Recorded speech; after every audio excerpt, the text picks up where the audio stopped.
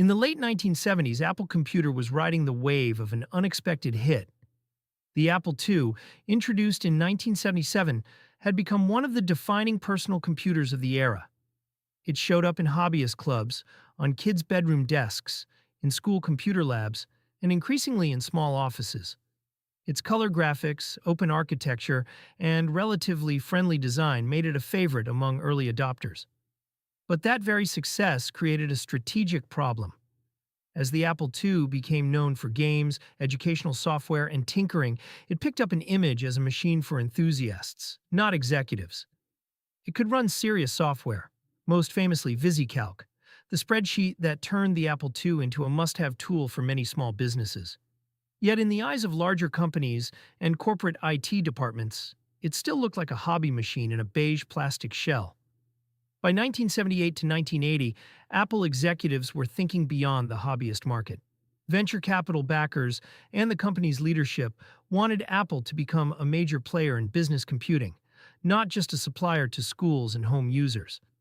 The Apple II's popularity was proof that demand existed, but also a reminder that Apple lacked a product specifically designed to sit on a professional's desk next to a telephone and a stack of ledgers. This tension, between the Apple II's runaway success and its toy reputation in some circles, set the stage. Apple needed something more polished, more respectable, and more obviously aimed at accountants, managers, and office workers. Internally, the question was how to turn a scrappy home and hobby hit into a credible business computing platform without alienating the very users who had made the company successful in the first place. As Apple thought about what would come after the Apple II, the shadow of IBM loomed large. By the end of the 1970s, IBM dominated mainframes and mini-computers in corporate data centers. Rumors circulated that IBM was exploring a smaller, more personal system aimed at individual employees and departments, exactly the audience Apple wanted. Even before IBM officially announced the IBM PC in August 1981, the possibility of IBM entering the personal computer market sharpened Apple's ambitions. If the company wanted to be taken seriously in business, it needed a machine that looked and behaved like professional equipment, not like a friendly hobby computer that happened to do serious work on the side. Inside Apple, there was a growing belief that winning the business market required more than incremental tweaks to the Apple II. Companies expected features like a more robust operating system, better file handling, and built-in support for larger amounts of memory, and more peripherals. If Apple didn't move upmarket, the fear was that corporate buyers, already comfortable with IBM, would simply wait for IBM's own entry. So Apple set its sights on a business-class machine. The goal was a system that could run serious software, accounting, databases, word processing, with the stability and respectability needed to justify corporate purchase orders. From Apple's perspective, this was not just about chasing a new customer segment. It was about making sure that as personal computing matured, Apple would not be trapped in a niche while IBM and other established players defined what serious computing looked like. The Apple III was conceived as the answer, a computer that would move Apple firmly into the business world, leveraging the company's early lead while signaling that it could compete head-to-head with the giants. With the strategic goal set, Apple's executives and engineers drafted an ambitious brief for the Apple III. It would be a clear step up from the Apple II, not just cosmetically, but in the underlying capabilities that mattered to business users. First, the machine had to address memory and display limitations. The Apple II's 40-column text mode and modest memory ceiling felt cramped for serious word processing and accounting. The Apple III aimed for built-in 80-column text display and support for significantly more RAM, making it easier to work with larger datasets and more complex documents. Keyboard quality and usability were also front and center. Business users expected a full, typewriter-style keyboard with a proper layout and reliable keys, including lowercase letters by default. Where the Apple II still felt like a hybrid of a hobbyist kit and a consumer device, the Apple III was meant to match the feel of office typewriters and dedicated word processors. Integration and industrial design were part of the brief, too. Instead of a collection of add-ons and external drives, the Apple III was envisioned as a self-contained unit with a built-in floppy drive, a more solid enclosure, and a layout that fit comfortably into a professional office environment. The case would be quieter, more compact, and more visually unified. Backward compatibility was a sensitive but important goal. Apple didn't want to abandon the huge ecosystem of Apple II software, but it also did not want the Apple III to be seen as just another Apple II variant. The compromise plan was limited compatibility. The Apple III would offer a mode or approach for running many Apple II programs, while encouraging developers to write new, more sophisticated software that took advantage of its enhanced hardware and operating system. Finally, Apple set higher build quality targets than it had for the Apple II, recognizing that business buyers expected reliability and support. On paper, the Apple III was meant to be a robust, office-grade computer that preserved Apple's strengths while addressing the shortcomings that kept the Apple II from full corporate acceptance. Behind these ambitious goals, the Apple III program unfolded in an environment of corporate and management strain. Apple was growing rapidly, and its leadership was juggling multiple high-stakes projects at once. The Apple II line still demanded attention. The Lisa project was underway as a separate, even more advanced system, and the company was evolving from a small startup into a structured corporation. Within this context, the Apple III was pushed heavily by marketing and business executives. They saw it as Apple's ticket into the boardroom and were eager to show Wall Street and potential corporate clients that Apple could deliver a professional-grade product on a tight schedule. This pressure translated into aggressive timelines and a strong emphasis on hitting key trade show dates and announcement windows. Engineering voices, while substantial, often had to navigate shifting requirements and marketing-driven decisions. Some accounts from people involved described the project as suffering from design by committee, with multiple stakeholders influencing features, aesthetics, and pricing in ways that didn't always align with robust engineering practice. Steve Jobs, meanwhile, was deeply immersed in the Lisa project, and his day-to-day role in the Apple III varied over time and is described differently by different insiders. He had influence over Apple's overall product philosophy and industrial design preferences, but many decisions on the Apple III's detailed engineering and schedule were in the hands of other executives and managers. What is clearer is that the project lived under a hard deadline tied to a public launch. Rather than letting the hardware design and testing process fully mature, the company committed to ship dates that were tied to marketing opportunities, such as major trade shows. That choice would have serious consequences once real customers started plugging in their new machines. The most infamous aspect of the Apple III's story centers on its hardware design, particularly heat management. The machine's case was designed to be compact and quiet, suitable for an office desk. In pursuit of a cleaner, quieter product, the system was shipped without an internal cooling fan, relying instead on passive cooling and convection. Over time, many users and technicians reported serious reliability issues. As the machine heated up, integrated circuits in their sockets could work loose slightly, leading to system crashes and intermittent failures. The root causes involved a combination of thermal stress, board design, and socket quality. The absence of active cooling made these margins tighter than they should have been.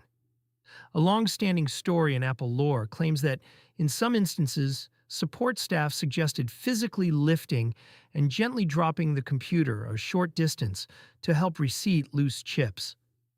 Whether this was ever officially recommended by Apple or more of an off-the-record workaround shared among technicians is disputed, but the story persisted because it captured the frustration of owning a supposedly business-grade machine that required such crude remedies.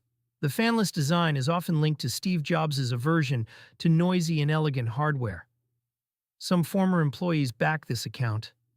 Others argue that the final design reflected a broader consensus around industrial design goals and cost. What is generally agreed is that the thermal design left too little safety margin. In an environment where uptime and reliability were paramount, these hardware and thermal problems became a glaring liability.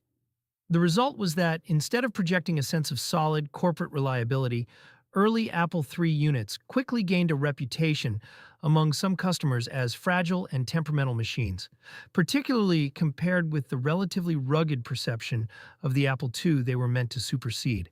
Despite unresolved reliability concerns, the Apple III was publicly unveiled in May 1980. The announcement was meant to signal Apple's arrival as a serious business computing supplier, with a machine positioned above the Apple II in capability and price. Early marketing materials emphasized its professional orientation and its role as Apple's next major platform. However, the machines that shipped in the months following the launch quickly exposed how incomplete the engineering and quality assurance processes had been. Business customers who received initial units reported frequent crashes, disk errors, and other malfunctions. For many, these weren't occasional glitches, they were obstacles to daily use. Apple soon faced a situation no company courting corporate clients wants to confront: widespread field failures in a marquee product. The company initiated warranty repairs, and early production runs were subject to extensive rework. Many accounts describe a de facto recall of the first tens of thousands of units, though exact numbers and the precise characterization of the program can vary among sources. The damage went beyond the immediate cost of repairs and replacements. Apple had marketed the Apple III as a premium business class machine, often at a significantly higher price than the Apple II. The same customers who were paying more for supposed reliability and capability instead encountered a system that appeared less dependable than the older model. In the conservative world of corporate IT, first impressions matter. The early hardware failures undercut confidence not only in the Apple III itself, but in Apple's ability to deliver and support business-critical systems on the timelines it advertised. Even as Apple worked to address the Apple III's hardware issues, the software story presented its own challenges. A key selling point for the new machine had been its connection to the Apple II world, but in practice, compatibility was partial and sometimes awkward. Running Apple II software on an Apple III often required booting into a specific compatibility mode or using workarounds, and not every program behaved perfectly. For existing Apple II owners, this was a mixed proposition. Many had invested heavily in software libraries for accounting, education, and productivity. The promise of a smooth transition to a more powerful machine was appealing. But when compatibility proved limited or inconsistent, the Apple III looked less like a natural upgrade and more like a separate, somewhat incompatible platform that happened to share a family name. On the Apple III's native side, the situation wasn't much better at first. The system did introduce a more advanced operating environment and was intended to host serious, business-oriented applications. However, delays in third-party software support and the relatively small installed base meant that developers hesitated or prioritized other platforms.